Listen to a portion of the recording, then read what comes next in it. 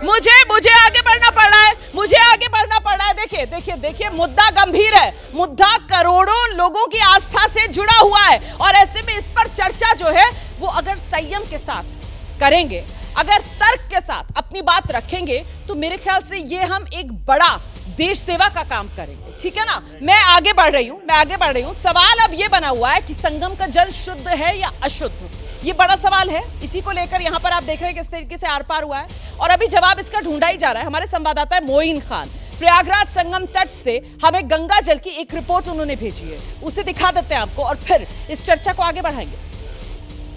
प्रयागराज महाकुंभ में गंगा जल की क्वालिटी को लेकर लगातार विवाद हो रहा है। इसकी सच्चाई क्या है, इसका पता लगाने के लिए इस वक्त हम मौजूद हैं महाकुंभ क्षेत्र में पांटून पुल नंबर 7 के पास। आप देख सकते हैं कि ये जो पाइप है इसके जरिए जो पानी है वो सीधे गंगा में गिराया जा रहा है और ये वही पानी है जो शिविरों में इस्तेमाल किया जाता है, लेकिन इसको शोधन के बाद यानी ट्रीटमेंट के बाद ही जो है वो नदी में गिराया जा रहा है। जो शोधित जल आ रहा है उसको हम इस बोतल में भरते हैं। देखिए ये हमने पानी भरा है, ट्रांसपेरेंट बोतल है और इस ट्रांसपेरेंट बोतल में आपको कहीं भी पानी का रंग जो है वो पूरी तरीके से पारदर्शी ही नजर आ रहा होगा। अब इस पानी की क्वालिटी क्या है ये बताने के लिए हम इस पानी को खुद पिएंगे। देखिए ये पानी हमने आपके सामने कैमरे पर जो है इस बोतल में भरा है और इस पानी को हम खुद जो है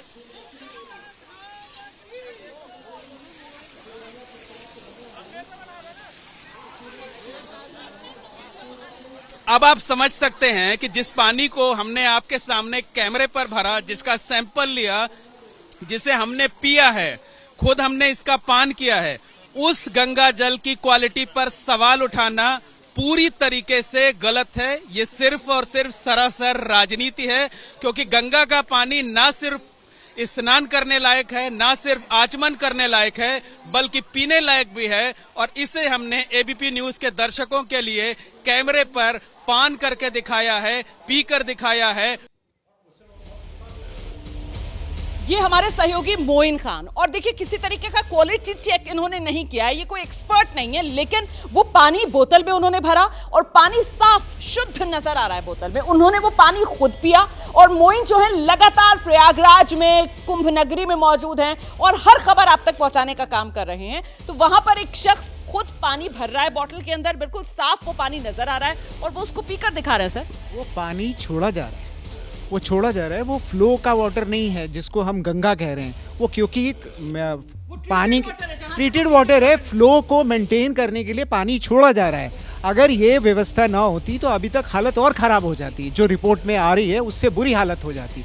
यानी कि जो व्यवस्थाएं हैं वो उतनी नहीं है जितनी होनी चाहिए। व्यवस्था है लेकिन आप कह रहे हैं कि जितनी होनी चाहिए उतनी नहीं है। अच्छा, इस बीच ये तस्वीरें भी हम दिखा रहे हैं। देखिए वहां पर सवाल ये कि अब समाजवादी पार्टी की तरफ से इतने सवाल खड़े किए जा रहे हैं। हाँ, रिपोर्ट की सच्चाई क्या है, उसमें कहीं कोई खामी तो नहीं, उसका इंतजार भी नहीं किया जा रहा है। लेकिन खुद तो अखिलेश यादव जाकर डुबकी लगा कर आए, एक नहीं, दो नहीं, 11 डुबकियां लगा ली। और जब प्रधानमंत्री नरेंद्र मोदी डुबकी लगाने के लिए गए तो फिर समाजवादी पार्टी इस तरीके के तर्क देती है कि साहब मोदी जी ने तो पूरी डुबकी नहीं लगाई, मोदी जी तो वाटर प्रूफ कपड़े पहन कर गए डुबकी लगाने के लिए। क्यों सर? फिर तो यही सवाल पूछा जाएगा, आप लोग सिर्फ सियासत कर रहे हैं। फोटो आएगी जैसी वैसी ही बोला जाएगा।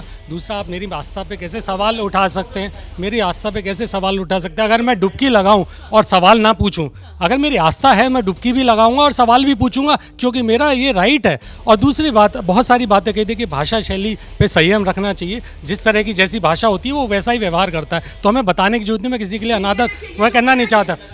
जी, डुबकी लगाइए, आधी लगाइए, पूरी लगाइए, मैं उस पर नहीं जाना चाहता। अभी फिलहाल मैं तर्कपूर्ण बात कर दूं। देखिए बीच में शर्मा जी, आपकी जो भाषा शैली है ना, उससे लोग कितने लज्जित होते हैं आपको पता नहीं है। सुनिए, मेरी बात करिए। अरे आपकी सिर्फ आस्था है क्या? आस्था हमारी भी है, हम भी हिंदू हैं। बात सुनिए।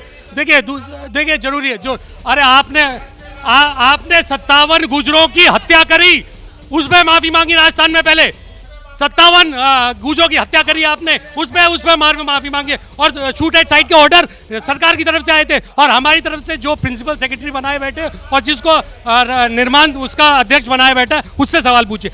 ये डिबेट डिरेल हो जाएगी। हम यहाँ पर गंगा की निर्मलता और स्वच्छता पर बात कर रह जाती है ना। अब आप बात को सुनिए। नहीं सुनिए बात। ये आज देखिए बीच में कूदो, देखिए बंद है, उनका माइक बंद है, आपका माइक खुला। देखिए ये आज की बात नहीं है, 2 महीने पहले सही एनजीटी ने, अगर ये सही में ये अगर कुंभ को व्यवस्था बनाया जाना चाहते, इसका कुप्रबंधन नहीं करते, तो 2 महीने पहले भी एनजीटी ने एक रिपोर्ट दी। एनजीटी ने ये रिपोर्ट दी थी प्रयागराज के ऊपर, कुंभ के ऊपर, उसी जगह पे उन्होंने बताया 41 एसटीपी जो ये बात बना रहे हैं ना, 41 एसटीपी टोटल एसटीपी हैं, उसमें से मात्र एक नॉर्म्स के हिसाब से चल रहा है, only 1 complaint with the rule. ये एसटीपी की रिपोर्ट थी, एनजीटी ने एनजीटी की रिपोर्ट थी, ठीक है।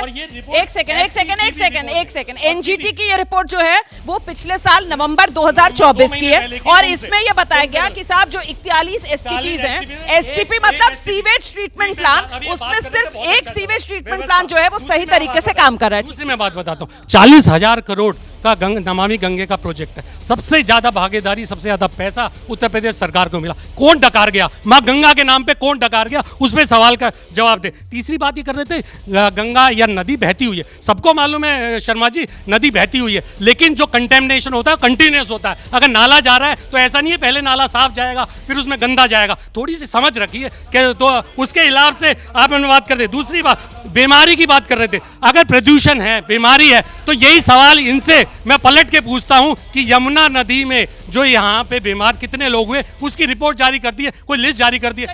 ठीक है, एक मिनट।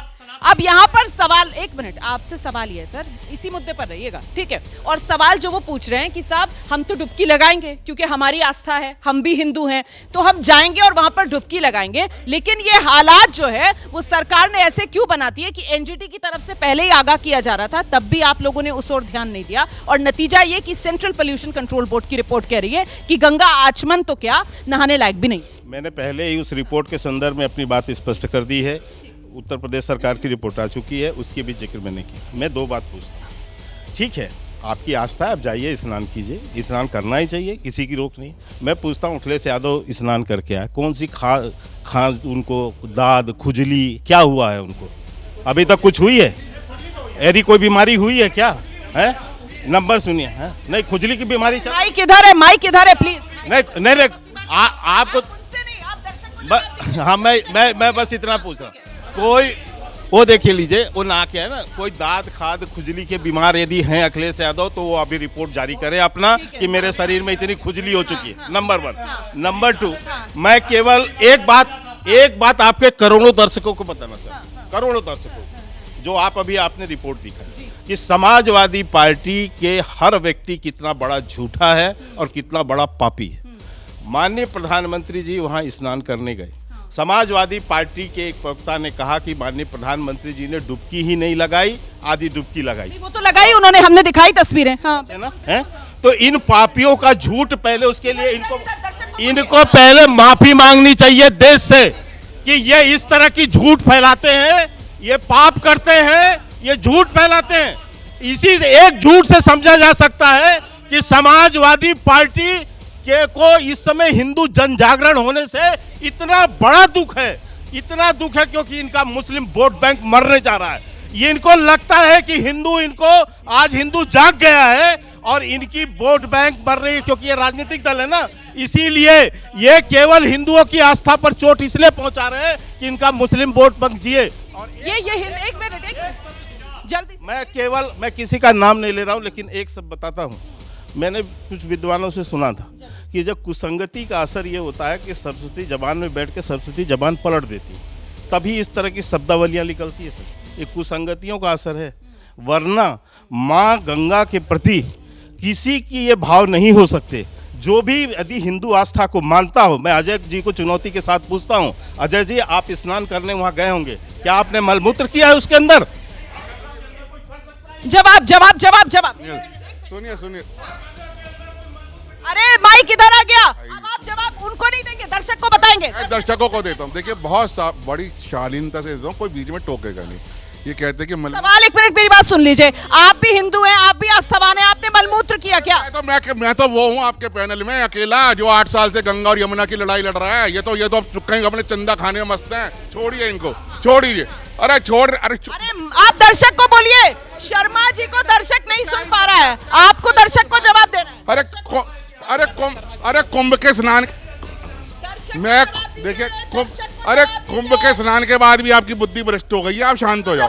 दर्शक को मुझे आगे बढ़ जाना पड़ेगा, दर्शक को जवाब दीजिए। देखिए मैं ये कह रहा हूँ कि आज भी बनारस में गंगा पुत्र का जो हमारा वहाँ का संसदीय क्षेत्र है, क्या सरकारी तौर पे 4 बड़े नाले गंगा में सुबह 4 बजे डलते हैं नहीं डलते? वो मलमूत्र तो सरकार खुद डाल रही है, बता तो दीजिए। आप प्रयागराज से वाराणसी पहुंच गए, आप प्रयागराज से वाराणसी पहुंच गए। नहीं बनारस का मैं हकीकत बनारस में रहा हूं तो मुझे नहीं मालूम। यहाँ पर प्रयागराज संगम की जा रही है नदी के पानी की। किलोमीटर दूरी तो बनारस है। आज उसी संगम में यमुना जाती है ना, जाती है मिलती है ना। 17 नाले दिल्ली के सरकार डालती है नहीं डालती, बता दीजिए। अरे आप तो खुद भैया सरकारी तौर पर उसमें मलमूत्र डालते हो, आप क्यों दूसरे को दोष दे रहे हो? आप तो सरकारी अपराधी हो।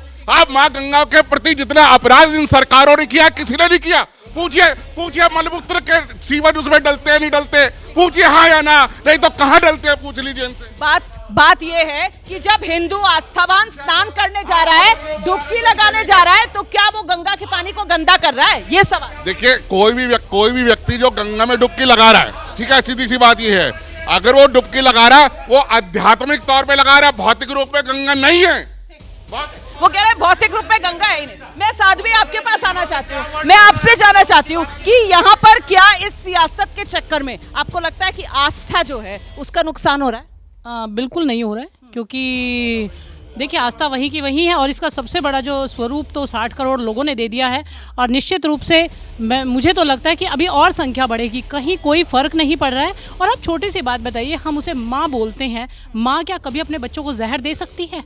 या माँ कभी हम जब अगर वैज्ञानिक तरीके बच्चे भले ही माँ को दर्द कितना भी देते रहे, से ये वही बच्चे हैं जो दर्द दे रहे हैं। और रोमाना जी एक और बात कहना चाहूंगी, रुक जा, मैं बिल्कुल नहीं बोलती बीच में। अरे आपकी ये आवाज जा रही है, उनकी नहीं आवाज जा रही है, माइक ये है और इसी माइक से आवाज जा रही है और आप उनको जवाब मत दीजिए, आप दर्शक के सामने अपनी बात। रोमाना जी बिल्कुल यही कहना चाहूँगी कि वैज्ञानिक तरीके से भी देखा जाए तो गंधक और रासायनिक जो हमारी जो जल होता है वो इतना हेल्थ के वाइज भी बहुत पवित्र होता है और आध्यात्मिक हो, क्योंकि उसको विष्णुपदी भी बोला गया है। जो विष्णु के चरणों से वो गंगा निकली है तो निश्चित रूप से वो हमें ईश्वर स्वरूप है। वहाँ कुछ भी, चाहे आप कितने लोग जाइए, और हम तो भारत देश में रहने वाले हैं, कृषि प्रधान देश के रहने वाले हैं, हमारे तो जानवर भी साथ में नहाते थे, मनुष्य भी साथ में नहाते थे, तब आप क्या के कोई नहीं मरा, हम तो बड़े स्वस्थ रहते हैं। तो निश्चित रूप से तो ये सोची समझी साजिश है और ये बीजेपी के लिए बहुत मील का पत्थर साबित होने वाली है, क्योंकि इससे बड़ा बीजेपी की बात नहीं है, बीजेपी की बात नहीं है, यहाँ पर आस्था की बात है, यहाँ पर गंगा की स्वच्छता की बात है। आप तो साध्वी हैं, आपका बीजेपी और समाजवादी पार्टी पर। देखिए एक बात समझिए, ये सवाल पॉलिटिकल नहीं है। आप ये देखिए कि अगर ई कोलाई का जो उस पे अमाउंट है वो बैक्टीरिया, ई कोलाई बैक्टीरिया होता है, 4900 के करीब है, जो 2.5 गुना ज़्यादा है। अगर मल मूत्र नहीं आ रहा तो ये बैक्टीरिया कहाँ से आ गया, इसकी अमाउंट इतनी ज़्यादा कैसे बढ़ गई?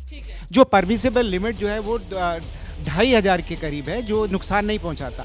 उससे अगर ज़्यादा होता है तो वो नुकसान पहुंचाएगा, डायरिया हो सकता है और बहुत सारी प्रॉब्लम हो सकती है। लेकिन सर एक मतलब कॉमन सेंस में एक ये भी बात आती है कि साहब इतने करोड़ों लोग वहां पर जा रहे हैं, हाँ, और अगर वो पानी इतना गंदा होता और ऐसी हालत हो रही होती तो अब तक तो पता नहीं देश के अंदर कितनी बीमारियां फैल गई होती, हैजा हो चुका होता, डायरिया हो चुका होता, टाइफाइड के पता नहीं कितने केस सामने आ रहे होते। इसको लेकर भी चर्चा करेंगे, इसको लेकर भी चर्चा करेंगे।